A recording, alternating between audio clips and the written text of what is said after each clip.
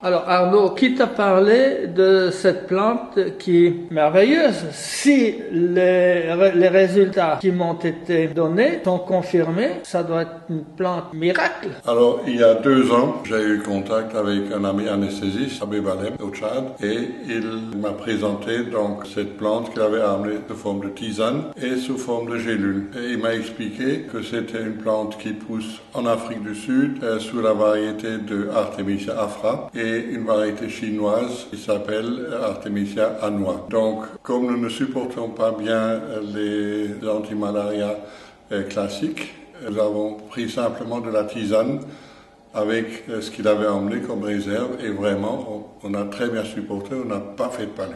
Ces plantes viennent donc de Chine ou d'Afrique du Sud? Mais elles poussent chez nous. Moi-même, j'ai fait venir 3 plantes du sud de la France que j'ai plantées dans mon jardin et chaque année je récolte. Il est possible pour n'importe qui de prendre ces plantes, de les planter et puis de les laisser sécher. La variété afra est un peu plus fragile en hiver, la variété annua, elle résiste jusqu'à -7, -8 degrés. Les voilà. Ici, ces deux plantes. Alors ça, c'est la variété afra et ça, c'est la variété annua. Donc c'est simplement une récolte où on récolte les branches et les feuilles, et aussi bien les branches que les feuilles, pas seulement les feuilles. Et on les broie pour faire une tisane? Alors on peut simplement le laisser tel quel et prendre sous forme de tisane. Ou alors, moi-même, je l'ai broyé, j'ai fait des gélules.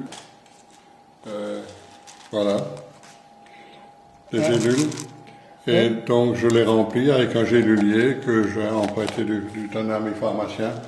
Je fabrique à peu près chaque année entre 600 et 800 gélules. Ce sont des cellules qu'on peut avaler directement? Oui, on peut avaler directement. Je vois sur le papier ici que c'est à peu près comme les doses de quinine qu'on prend quand on a la malaria, très forte au début et puis ça diminue avec le temps. Voilà, donc on peut le prendre sous forme de poudre, qu'on peut mélanger à une alimentation ou alors sous forme de tisane. Et moi-même, je prépare sous forme de poudre et avec des temps de gélules.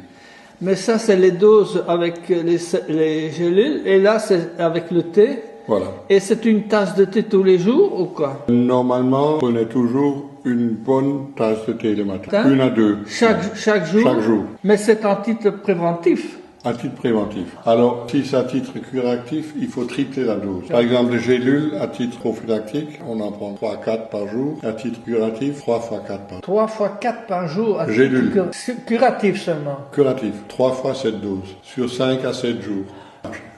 Et je vois sur la documentation qu'il serait valable aussi pour la bilharzia. Oui.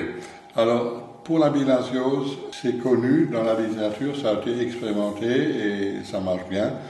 Moi, je n'ai pas fait d'expérience avec la bilharziose. Tu m'as aussi mentionné que éventuellement le TB, tuberculose. Alors je sais qu'il y a une étude qui est faite sur une 40aine de cas de tuberculose et on a remarqué après 3 semaines de traitement, on ne trouvait plus de bacilles de corps dans les crachats.